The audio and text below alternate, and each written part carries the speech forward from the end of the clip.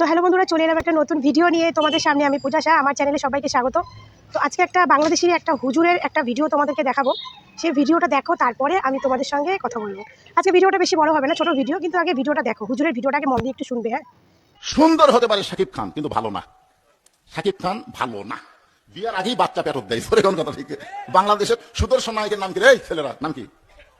শাকিব খান, কিন্তু বিয়ার আগেই পেটত বাচ্চা দেয়। আর বুবলি কন আর যাই কন, ওরা বাচ্চা নিয়ে হাজির। বিয়া হলো কবে, কবে বাচ্চা পেটত আসলো, কে বিয়ে পড়ালো, এগুলা কোনো খবর নাই, বাচ্চা নিয়ে হাজির।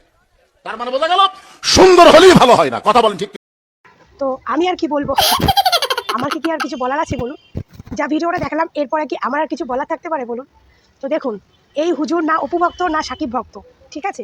এ একজন সাধারণ মানুষ, একজন হুজুর ব্যক্তি। সেও বলে দিল যে সাকিব খান কী টাইপের এবং বুবলি কী কোয়ালিটি, ঠিক আছে? যে সাকিব খান একজন সুদর্শন পুরুষ হয়ে সবার পেট ভর্তি করে দেয়, আর বুবলি একমাত্র নারী যে বিয়ে না করে পেটে বাচ্চা নিয়ে নেয়। তো এটা আমরা অপু ভক্তরা বলি, সেটা আমাদের দোষ। কিন্তু এ তো না অপু ভক্ত, না সাকিব ভক্ত, না বুবলি ভক্ত, এ কারো ভক্তই না। একজন হুজুর ব্যক্তি হয়ে এর থেকে লজ্জার আর কিছু থাকতে পারে বা কিছু হতে পারে যে একজন হুজুর ব্যক্তি হয়ে সে এই ধরনের কথাগুলো বলছে যে বুবলি বিয়ে না করেই পেটে বাচ্চা নিয়ে নিয়েছে। ভাই, এর থেকে লজ্জার আর কিছু হতে পারে? আজকে এই হুজুর যদি হিন্দু হতো তাও বুঝতাম না, হিন্দু হয়ে হয়তো এরকম কথা বলছে। ভাই, সে একজন মুসলমান হুজুর ব্যক্তি। সেও বলছে যে বুবলি কি পাপ করেছে, বুবলি কি অপকর্ম করেছে। সেও বোঝে যে বুবলি একটা নোংরামি করেছে, বুঝলেন? দেখুন, আজকে কিছু পরকীয়া রানীর ভক্তরা যারা মানে নোংরা করে বেড়ায়, তারাই এই পরকীয়া রানীকে সাপোর্ট করে গেছে এবং করছে। আর কিছু সাকিবিয়ান দাবি করা কিছু পরকীয়া চাটা ভক্তরা, যারা নিজেকে সাকিবিয়ান দাবি করে কিন্তু অ্যাকচুয়ালি তারা সাকিবিয়ান নয়, তারা পরকীয়া চাটালো। তারা পরকীয়াকে সাপোর্ট করে ভিডিও বানায়, ঠিক আছে? সবাই জানে, বাংলাদেশের সবাই জানে কে কী রকমের ধরনের আর কে কী কোয়ালিটির।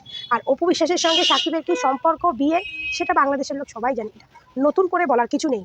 আজকের ভিডিওটা ছোট দিলাম, কারণ বড় ভিডিও আনতাম, কারণ আমার প্রচণ্ড ঠান্ডা লেগেছে, শরীর খারাপ, হয়তো আমার কথা শুনেই বুঝতে পারছো। তো আমি ভিডিও বানাতে পারছি না, এত ঠান্ডা লেগেছে যে আমি কথা বলতে আমার কষ্ট হচ্ছে। তো যাই হোক, এই ভিডিওটা আমি ভাবলাম না, এই ছোট্টর মধ্যে একটা ভিডিও তোমাদেরকে দিই, নাহলে ভাববে দিদির কোনো ভিডিও এলো না। কারণ ভিডিও না দিলে তোমরা আবার বলো দিদি তোমার ভিডিও ওয়েট করে আছি বা কিছু।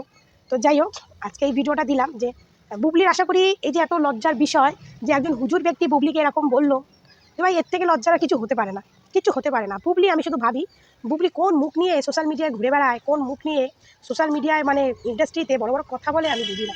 আর এই বুবলিকে যারা বলে যে ইনোসেন্ট, তারপরে কি খুব লাজ্জিত মার্জিত, মানে একজনের ওয়ার্ড, মানে বাংলা ওয়ার্ড উচ্চারণ করতে খুব কষ্ট হয়।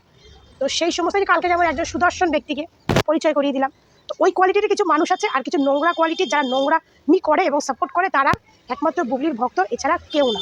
তো বন্ধুরা, ওই হুজুর ব্যক্তির কথাটা কার কার ভালো লাগলো, এই হুজুর মানুষের কথাটা, ভিডিওটা কার কার ভালো লাগলো, সবাই কমেন্ট করো, লাইক করো, শেয়ার করো, প্লিজ সাবস্ক্রাইব করে দিও।